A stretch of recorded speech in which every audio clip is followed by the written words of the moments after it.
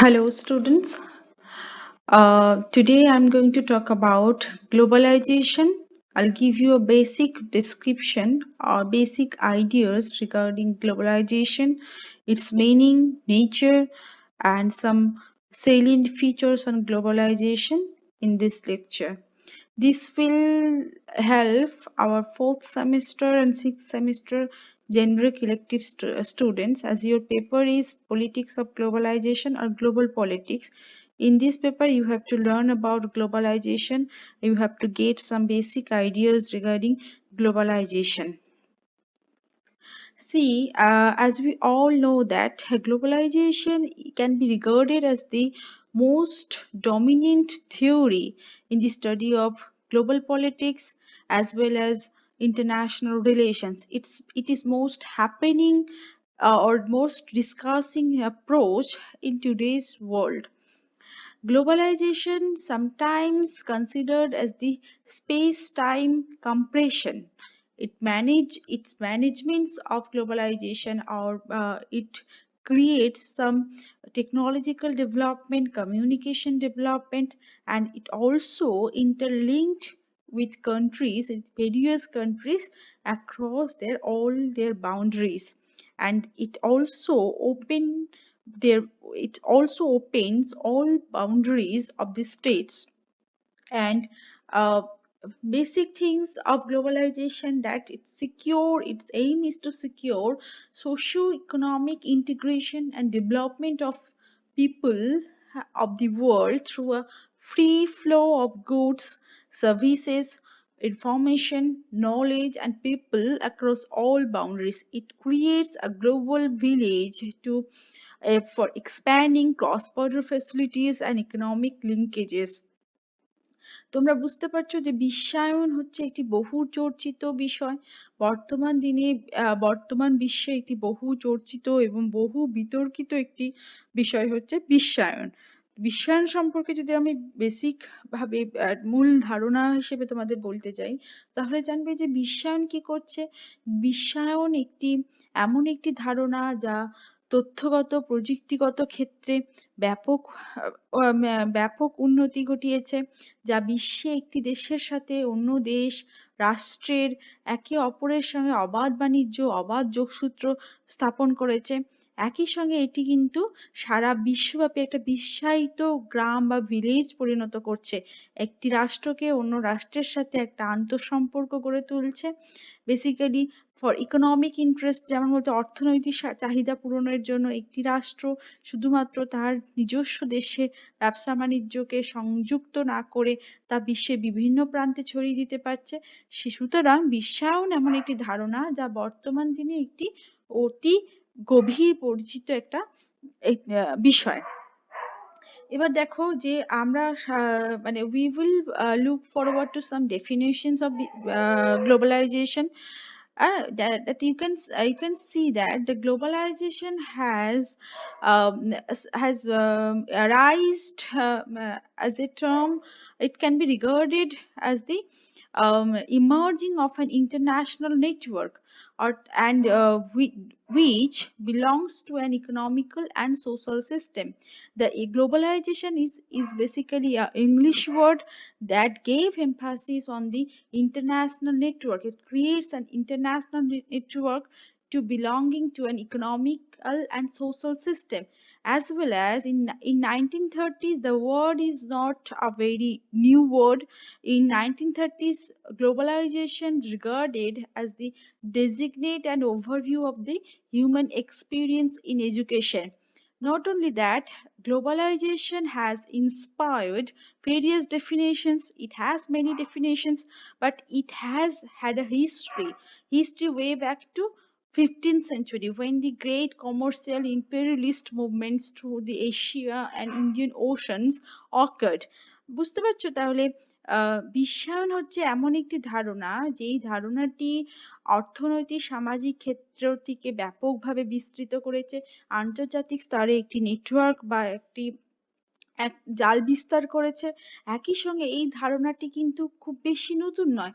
বিশ্বায়ন ধারণাটির আমরা বিশ্বায়ন শব্দটি যদিও 1930 সালে প্রথম ব্যবহৃত হয়, কিন্তু পরবর্তীকালে তার আগেও দেখা যাচ্ছে যে এশিয়া এবং ভারত মহাসাগরের বিভিন্ন দেশে যে ব্যবসা বাণিজ্য যে কাজগুলি ব্যবসা বাণিজ্য সূত্রে যে বিশ্বের বিভিন্ন দেশের সাথে যোগসূত্র বজায় থাকতো, সেটিও কিন্তু কিন্তু বিশ্বায়নের পথকেই নির্দেশ করে থাকে। অর্থাৎ সেখানে যেভাবে ব্যবসা বাণিজ্য অনুষ্ঠিত হয় সেই সময়টা, অর্থাৎ পঞ্চদশ শতাব্দীতে, সেটি কিন্তু বিশ্বায়নের পথকে নির্ধারিত করে। এবার now you will have to get through with some definitions, some important definitions of globalization, like Anthony Giddens, who regarded globalization as the intensification of social relations throughout the world. Intensification of social relations throughout the world, and it also linked distant localities in such a way that local happenings are formed as a result of events that occur many miles away and vice versa. Anthony গিডেন্সের নাম তোমরা মাথায় রাখবে বিশ্বায়নের ক্ষেত্রে। Antony গিডেন্সের সংজ্ঞাটা তোমাদের দিতেই হবে। তার মানে অ্যান্টনি গিডেন্স কি বলেছেন? অ্যান্টনি গিডেন্সের মতে বিশ্বায়ন কি করছে? বিশ্বায়ন সামাজিক সম্পর্ক, সারা বিশ্বব্যাপী একটি সামাজিক সম্পর্কের একটা মিশ্রণ ঘটাচ্ছে। যেমন ধরো কোনো বিশ্বের কোনো একটি প্রান্তের কোনো একটি ঘটনা তা সহজে অন্য প্রান্তেও, এক প্রান্তের মানুষ আরেক প্রান্তে বসে তা সহজে উপলব্ধি করতে পারছে, চাক্ষুষ করতে পারছে। বিশ্বায়ন কি করছে? সমগ্র বিশ্বকে একটি যোগসূত্র, একটা লিঙ্কেজ, একটা যা দূরত্ব, সময় দূরত্ব, এগুলির ব্যবধানকে এটি মুছে ফেলছে। David healed also regarded that globalization as a simplistic approach, and in that sense globalization refers to a rapid global interconnections. পৃথিবীব্যাপী যে আন্তঃসংযোগ, একটা আন্তঃযোগসূত্র, তা কিন্তু বিশ্বায়নের ফলেই সম্ভব হচ্ছে। সেটা ডিপও হতে পারে আর লার্জ স্কেলও হতে পারে। এবং এই যে এই অ্যান্টনি গিডেন্স এবং ডেভিড হেল্ড, এদের সংজ্ঞাটি তোমাদের কিন্তু মাথায় রাখতে হবে। নেক্সট দেখো যে সাম সাইলিয়েন্ট ফিচার্স অফ গ্লোবালাইজেশন, কিছু মূল বৈশিষ্ট্য রয়েছে বিশ্বায়নের ক্ষেত্রে, যেটি তোমাদের পড়তে হবে। ফার্স্ট ফিচার্স ইজ লিবারালাইজেশন, অর্থাৎ উদারীকরণ। তো globalisation has created liberalisations of economy, liberalizations of market economy. It also engages to engages it also encouraged some entrepreneurs to establish any industry or trade or business venture within their own countries or abroad. অর্থাৎ বুঝতে পারছো, উদারীকরণের ফলে বিভিন্ন উদ্যোগপতিরা, শিল্পপতি, তারা যে ব্যবসা বাণিজ্য তা একটি দেশে, তাদের নিজ দেশের মধ্যে শুধু সীমাবদ্ধ রাখছে না, তার সঙ্গে তারা বিশ্বের বিভিন্ন দেশে সেটি ছড়িয়ে ছিটিয়ে সেটি ব্যবসা বাণিজ্য বিস্তার করতে পারছে। Next is free trade. Free trade is one of the most important features of globalization. Free trade কিভাবে সম্ভব হচ্ছে? It stands for free flow of trade relations among all the nations. অর্থাৎ কি, ব্যবসা বাণিজ্যের ক্ষেত্রে একটা মুক্ত আগেই বলে মুক্ত বাণিজ্যের একটা ব্যবস্থা তৈরি হয়েছে বিশ্বায়নের ফলে। একই সঙ্গে তাহলে রাষ্ট্রগুলি তাদের যে মোস্ট ফেভার্ড নেশনস, MFN এর মাধ্যমে তারা নিজেদের পছন্দসই রাষ্ট্রের সাথে ব্যবসা বাণিজ্যে লিপ্ত হতে পারে, তাদের সাথে যোগসূত্র স্থাপন করতে পারে। এবং ব্যবসা বাণিজ্যের ক্ষেত্রে যে নিয়ন্ত্রণ ছিল, ধরো একটি জায়গার ব্যবসা বাণিজ্য প্রতিষ্ঠা করার ক্ষেত্রে যে নিয়ন্ত্রণ প্রতিষ্ঠিত হতো, সেটি কিন্তু বিশ্বায়নের ফলে, তার ফলে কিন্তু সেই নিয়ন্ত্রণ থেকে অনেকাংশে রাষ্ট্রীয় নিয়ন্ত্রণ অনেকাংশে মুক্ত হয়েছে। রাষ্ট্রগুলি বা বিভিন্ন উদ্যোগপতি, বিভিন্ন শিল্পপতি তাদের পছন্দসই বিভিন্ন জায়গায় ব্যবসা বাণিজ্যে লিপ্ত হতে পারছে।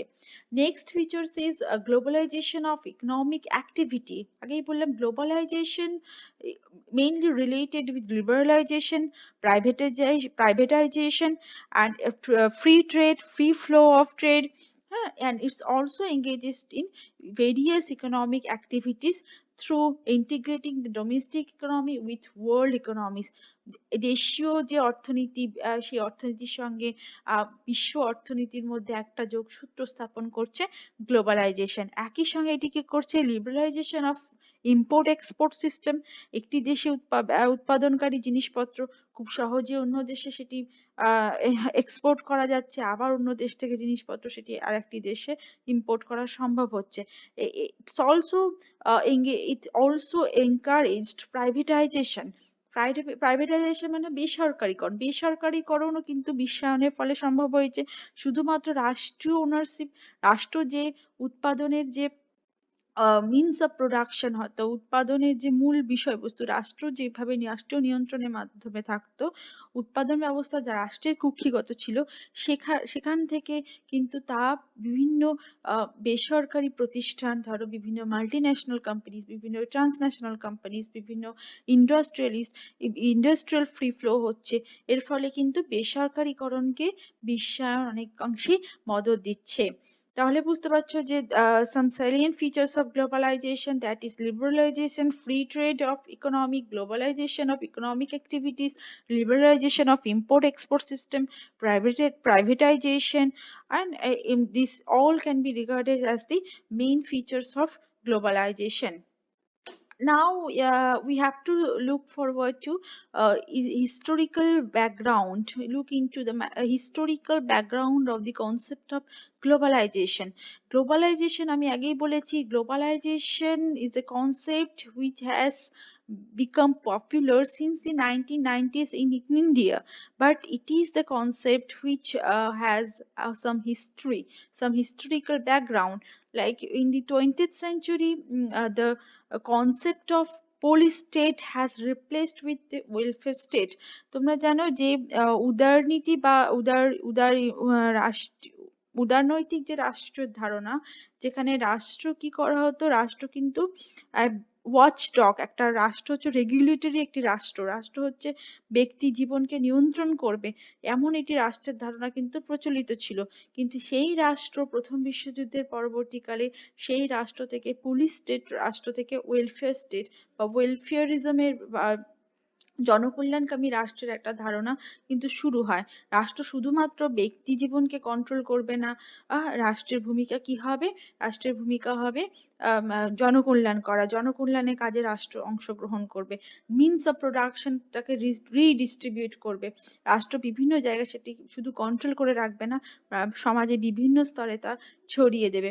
তো কিন্তু এই ধারণাটি 20 শতকের প্রথম দিকে পপুলার হয়ে ওঠে, কিন্তু পরবর্তীকালে দেখা যাচ্ছে যে এই গ্লোবালাইজেশন কিন্তু এই সময় শুরু হয়নি। মিক্সড ইকোনমিক, মিশ্র অর্থনীতির ধারণাটি কিন্তু 20th সেঞ্চুরিতে শুরু হয়েছে। কিন্তু এর পরবর্তীকালে দেখা যাচ্ছে যে states with sometimes realize the merits of market economy.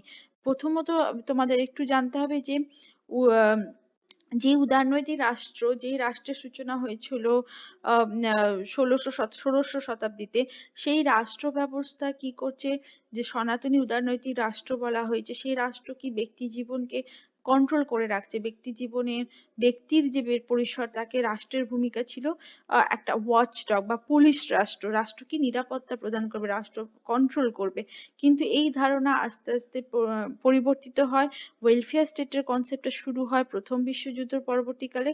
কিন্তু এই ওয়েলফেয়ার স্টেটের কনসেপ্টটা আবার পরবর্তীকালে মিক্সড ইকোনমি, মিশ্র অর্থনীতির দিকে ঝোঁকে, এবং আফটার 1960s কিন্তু মার্কেট ইকোনমি বা বাজার অর্থনীতি, বাণিজ্য, বেসরকারীকরণ, উদারীকরণ, এই প্রয়োজনীয়তা দেখা যায়। এর ফলে কি রাষ্ট্র যে বিভিন্ন ব্যক্তিগত স্তর, বিভিন্ন প্রাইভেট স্পিয়ার, সেখানে রাষ্ট্র নিয়ন্ত্রণ আস্তে আস্তে রাষ্ট্র গুটিয়ে নেয়, এবং delicensing, deregulation of trade, industry, business, এগুলো রাষ্ট্র করে। এর ফলে দেখা যাচ্ছে যে 1991 onwards ইন্ডিয়ার ক্ষেত্রে তোমরা দেখতে পারো যে লিবারালাইজেশন অফ ইকোনমি হয়েছিল, অর্থনীতির উদারীকরণ সম্ভব ঘটেছিল, যেটা যাকে 1991 সালের পর, কারণ রাষ্ট্র কর্তৃক নিয়ন্ত্রিত অর্থনীতি কখনোই সারা বিশ্বব্যাপী ছড়িয়ে পড়তে পারে না। সেক্ষেত্রে কিছু রুলস রেগুলেশনস, নিয়ন্ত্রণ, লাইসেন্স সেগুলো রয়েছে। তো এর ফলে 1991 সালের পরবর্তীকালে ভারত সরকার কিন্তু লিবারালাইজেশন অফ ইকোনমি, লিবারালাইজেশন উদারীকরণের পথ বেছে নেয়, এবং এর ফলে কিন্তু উদারীকরণ না, liberalisation, privatisation, market economy, free trade, reregulation, delicensing, these concepts has become popular since the 1990s in India. Then তাহলে বুঝতে পারছো যে হিস্ট্রি যদি আমরা জানি, গ্লোবালাইজেশনের হিস্ট্রিক্যাল ব্যাকগ্রাউন্ড করতে যদি আমরা পড়ি, তাহলে আমরা দেখতে পারবো যে globalization is a concept which mainly refers to deregulation of uh, states control to individuals life, individual sphere, private sphere, and it encourage privatization, liberalization, de-licensing, re-regulation of trade and investment, industry and business, এগুলো একে অপরের সঙ্গে অবাধ মুক্তভাবে যাতে বাণিজ্য সম্ভব হয়, বাজার অর্থনীতি, মুক্ত বাজার অর্থনীতি, অবাধ বাণিজ্যের নীতি, এগুলি কিন্তু গ্লোবালাইজেশনের ফলে সম্ভব হয়। কিন্তু সাম প্রোস এন্ড কনস রয়েছে গ্লোবালাইজেশনের ক্ষেত্রে, কিছু গুরুত্বপূর্ণ মানে তার মেরিটস রয়েছে, কিছু ডিমেরিটস রয়েছে। Some regarded that globalization as a concept process which encouraged extraterritorial activities and it interconnection with commerce, trade, etc. As a philosophical differences regarding the cost and benefits of such processes have given rise to ideological and social movement. Globalization বা বিশ্বায়নের ফলে কিছু আদর্শগত সামাজিক আন্দোলন জন্ম দিয়েছে। এই বিশ্বায়ন যেহেতু এক্সট্রা টেরিটোরিয়াল অ্যাক্টিভিটির কথা বলে, এটির কিন্তু অনেকটাই খরচ সাপেক্ষ, যা অনেক ক্ষুদ্র দেশের পক্ষে সেটি মেনে চলা, সেগুলিকে হাতিয়ার করে সেগুলিকে পালন করা সম্ভব হয় না। And also critics see that globalization has some determinant to social welfare on a global or local scale, অর্থাৎ detrimental, অর্থাৎ এই সামাজিক যে ওয়েলফেয়ার যে অ্যাক্টিভিটিস গ্লোবাল আর লোকাল স্কেলে, এটি কিন্তু গ্লোবালাইজেশনের ফলে সেটা সম্ভব হয় না। কিন্তু যদিও এর কিছু সমালোচনা থাকলেও কিন্তু এর মূলত এর প্রোস গুলো কিন্তু বেশি রয়েছে। যেমন বলা হচ্ছে যে গ্লোবালাইজেশন কস্ট দা কি বলছে, globalisation cultural assimilation, cultural appropriation, হ্যাঁ, influencing linking processes of various states, it encouraged interlinkage with various states, cultural assimilation সম্ভব হচ্ছে, ট্রেড অ্যান্ড বিজনেসের ক্ষেত্রে অবাধ উন্নতি ঘটছে, এগুলি কিন্তু গ্লোবালাইজেশনের মেরিটস এর মধ্যে যাচ্ছে। এবার দেখো some impacts of globalisation on functions of the state, তাহলে রাষ্ট্রীয় যে কার্যাবলী সেক্ষেত্রে গ্লোবালাইজেশনের কি প্রভাব পড়ছে। ফর ইউর আমি এখানে কিন্তু তোমাদের একটা বেসিক আইডিয়াস দিচ্ছি, সেখানে খুব সংক্ষেপে বলছি যে গ্লোবালাইজেশন রাষ্ট্র কার্যাবলীর ক্ষেত্রে একটা বৃহৎ পরিবর্তন সূচনা করেছে। কি দেখা যাচ্ছে যে it increasing disinvestment of public sector, privatisation was encouraged. তাহলে বুঝতে পারছো পাবলিক সেক্টরের যে কাজ বা রাষ্ট্র সরকারি ক্ষেত্রগুলির কাজ অনেকাংশে কমে গেছে, প্রাইভেটাইজেশন শুরু হয়েছে। Public sector was made to compete with private sector, public সেক্টরগুলি এখন প্রাইভেট সেক্টরের সঙ্গে প্রতিযোগিতায় সামিল হয়েছে। As a whole open competition, free trade, market economy and globalisation were practised. যেহেতু বাজার অর্থনীতি, মুক্ত বাজার অর্থনীতি হচ্ছে, অবাধ বাণিজ্য রয়েছে, বাজার অর্থনীতি ক্ষেত্রে একটা কম্পিটিশন বা প্রতিযোগিতা শুরু হয়েছে, যার ফলে state controlled affairs, state control sector বা পাবলিক সেক্টরগুলো কিন্তু প্রাইভেট সেক্টরের সঙ্গে অনেকাংশে পেরে উঠছে না। সেক্ষেত্রে দেখা যাচ্ছে the role of state began emerging as that of a facilitator and coordinator, though the role of the state has become changed and state has started to play as a facilitator and coordinator. And next দেখো, the globalization involves a change in the role of the state. However, it does not anyway mean re-adoption of laissez-faire or reversion of the principle police state. Though the concept of globalization or theory of globalization has changed the role of the state functioning, state machineries, it created privatization, liberalization, trade and investment, technological development, communication, and কিন্তু রাষ্ট্রের যে ভূমিকা, অর্থাৎ police state অর্থাৎ watchdog state, যে রাষ্ট্র ব্যক্তিগত sphere private স্পেয়ারকে control করবে, সেই প্রবণতা কিন্তু গ্লোবালাইজেশনের ফলে দূর হয়েছে। রাষ্ট্র অনেকাংশে যোগসূত্র ভূমিকাকারী হিসেবে পালন করছে, একে অপরের সঙ্গে কোঅর্ডিনেটর হিসেবে বিভিন্ন রাষ্ট্রের মধ্যে কোঅর্ডিনেটরি একটা রোল স্টেট প্লে করছে। তাহলে একটা বেসিক আইডিয়া তোমরা পাচ্ছ যে গ্লোবালাইজেশন কি, গ্লোবালাইজেশনের ফলে কি কি সম্ভব হচ্ছে। হিস্টোরি, একটা globalization has some history and it has some definitions, important definitions গুলো তোমরা মাথায় রাখবে। আর গ্লোবালাইজেশনের সাম ফিচার্স, হ্যাঁ, এগুলো তোমরা মাথায় রাখবে। আর এই সংক্রান্ত আমি গুরুত্বপূর্ণ কিছু মেটেরিয়াল তোমাদেরকে আমি দিয়ে দেব। তোমরা এটা বেসিক আইডিয়াস যাতে তোমাদের ক্লিয়ার হয়, সে কারণে আমি গ্লোবালাইজেশন সম্পর্কে এই লেকচারটা তোমাদের দিলাম। হ্যাঁ, আশা করি তোমরা সবাই বুঝতে পেরেছো। If you have any questions or queries, then you can ask me for that. আর আমি তোমাদের এই যে মেটেরিয়ালটা আমি সেটা তোমাদেরকে আমি শেয়ার করে দেবো। ঠিক আছে, I hope you all are fine. সবাই ভালো থেকো, stay safe, stay safe, stay healthy. Bye bye.